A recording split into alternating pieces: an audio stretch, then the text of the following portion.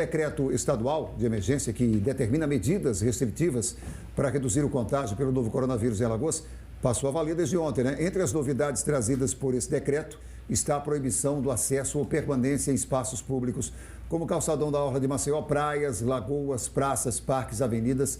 Para falar mais sobre o assunto, aqui com a gente, o advogado Leonardo de Moraes. Leonardo, bom dia, muito obrigado pela sua presença logo cedinho aqui com a gente. Quem não seguir as determinações é passível de que tipo de punição? Vai de caso a caso?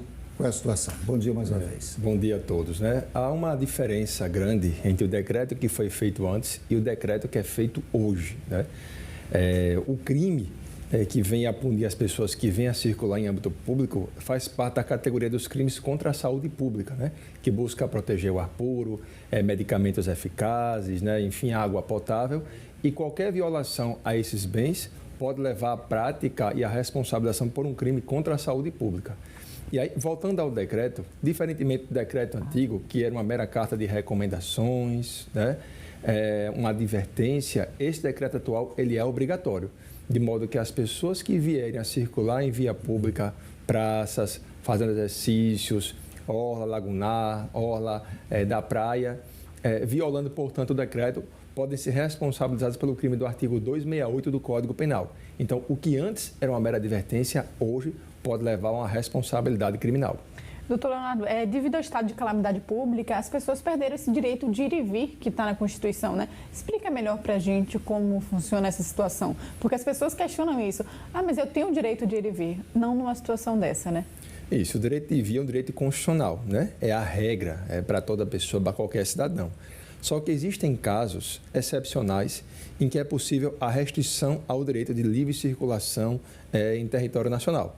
É possível que as pessoas estejam, entre aspas, né, com uma suspeita da prática de um fato criminoso e tenha contra si, por exemplo, uma prisão preventiva.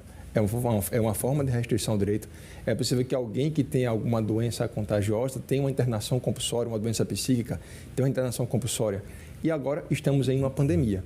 E existe uma autorização constitucional, através de um decreto ou lei, que venha a restringir o direito de ir e vir, levando-se em conta o direito individual de ir e vir e o direito maior, um direito público, que seria a manutenção da própria saúde pública por conta de uma pandemia. Então, no conflito entre os direitos, no caso, a questão da pandemia que leva à saúde pública vem, portanto, a prevalecer. Então, nesse caso, estaria justificada a relativização do direito de ir e vir. O direito coletivo se sobrepõe ao individual, né?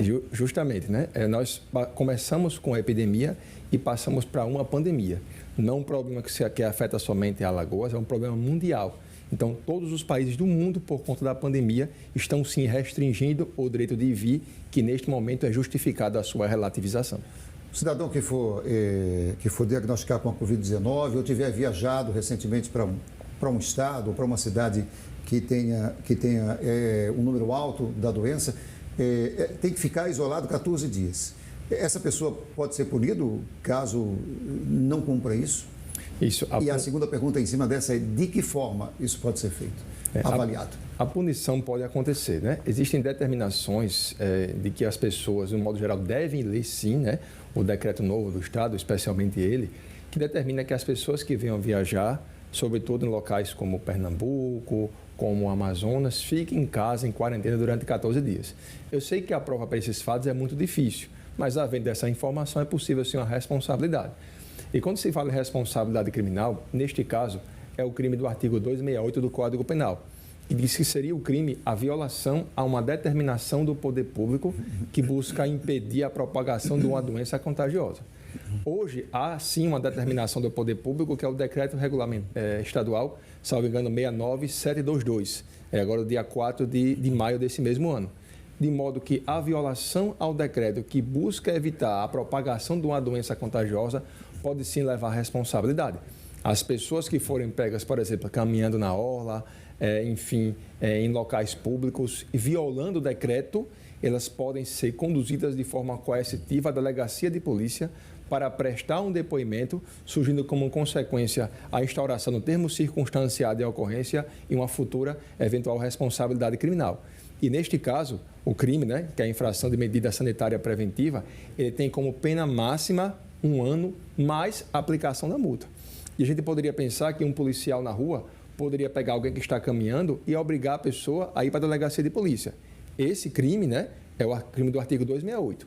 E se a pessoa oferecer ao policial resistência e na resistência exercer violência, por exemplo, bater no policial, ela pode responder por 3 crimes: a lesão corporal, a resistência e o crime do artigo 268 do Código Penal. E, doutor Leonardo, as pessoas que, por exemplo, como o Gilvan falou, apresentam a suspeita ou casos confirmados de coronavírus e saem às ruas, elas podem responder criminalmente crime contra a saúde pública, é isso? Explica para a gente juridicamente como funciona. Isso.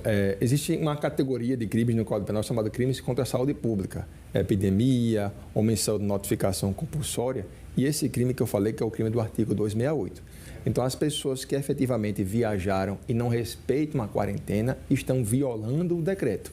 E a violação ao decreto do Estado leva, assim, à prática do crime do artigo 268 do Código Penal. Então, as pessoas precisam entender que é possível, sim, a responsabilidade criminal. Alguns falaram, e é possível um decreto criar um crime? O decreto não criou o crime. O decreto impõe regras rígidas, obrigatórias, cuja violação pode levar não só à condução à delegacia de polícia, como à aplicação da multa e uma responsabilidade pelo crime que ela acabou de cometer. Tem a questão das máscaras, né, que é obrigatório, inclusive nos transportes públicos. Você vê todo mundo hoje usando máscara. É importante que se cumpra isso também, né? Isso é possível de alguma penalidade? Isso. O uso de máscaras em locais públicos ele é obrigatório. Eu, por exemplo, antes que viesse aqui, eu estava de máscara. Acabei de tirar a máscara para poder falar melhor com vocês. E porque temos esse distanciamento também. Isso, distanciamento, né? Então, a violação a essa regra também é um descumprimento ao decreto. Eu repito, o decreto atual não é uma advertência. Ele não traz uma mera recomendação. Ele é uma questão obrigatória. As pessoas não têm a opção em não obedecer. E a violação pode se levar à responsabilidade criminal. Um fato como esse, simples, de não andar de máscara, pode sim levar a problemas futuros em âmbito criminal. No caso do transporte público, não é só a pessoa que pode ser penalizada, né? A empresa do transporte público, a empresa do ônibus, também pode ser advertida ou penalizada? Isso. Há também o dever de fiscalização por parte das empresas. Claro que deve ser observado segundo o próprio caso concreto, né? Imagina um motorista de ônibus que tem no ônibus 50 pessoas, né? Ele está dirigindo e não consegue ver quem retirou a máscara. Mas existe uma imposição de que as empresas exerçam essa fiscalização. E a omissão quanto ao dever de fiscalização também pode levar a comprometimentos, né, em várias áreas, em relação aos empresários, em relação ao motorista, enfim, quem tinha a obrigação de exercer essa fiscalização e eventualmente se omitiu. Infelizmente, logo no começo do jornal, a gente flagrou pessoas correndo, andando na orla da capital. E no começo a gente falava sobre isso, que antes era uma sugestão, né, não era como é hoje. Esse decreto, ele impõe regras e determinações. Essas pessoas, elas podem ser... A penalidade que é imposta a essas pessoas que estão correndo ali, por exemplo. Eu queria que o senhor explicasse exatamente o que é que pode acontecer com elas. Pronto. Eu também acompanhei, João, várias vezes as pessoas circulando pelas ruas, né? Anteontem, por exemplo, eu estava no carro passando pela orla e percebi pessoas caminhando, chocando entre si, andando de bicicleta sem máscaras, passeando, como se estivessem de férias. Perceba, ou as pessoas que praticaram esse fato antes não podem ser responsabilizadas.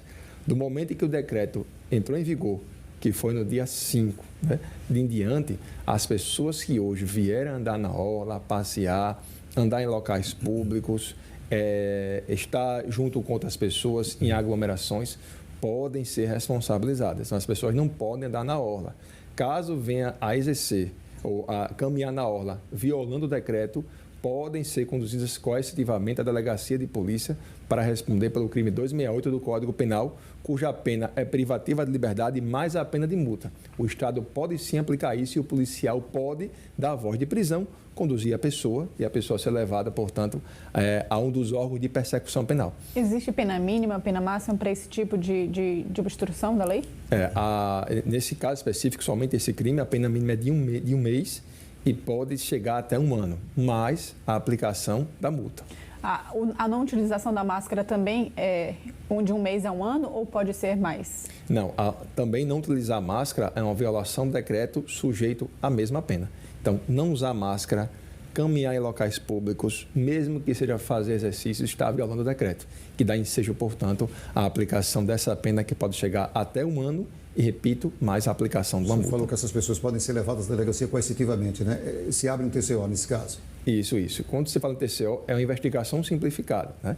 É uma investigação policial mais simplificada ante o tamanho da pena, que não é tão alta assim.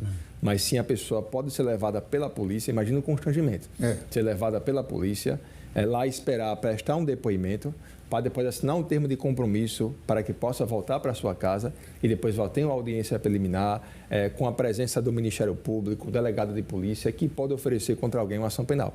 Então, é possível sim a condução coerciva da delegacia de polícia, depois o Ministério Público vai entrar em ação, pode entrar com uma ação penal, ou seja, esse simples fato, pode levar a reflexos que são incalculáveis. A gente quer agradecer a sua presença aqui no Bom Dia. Muito obrigado. Eu que agradeço a todos. Bom dia. Obrigada, doutor Leonardo.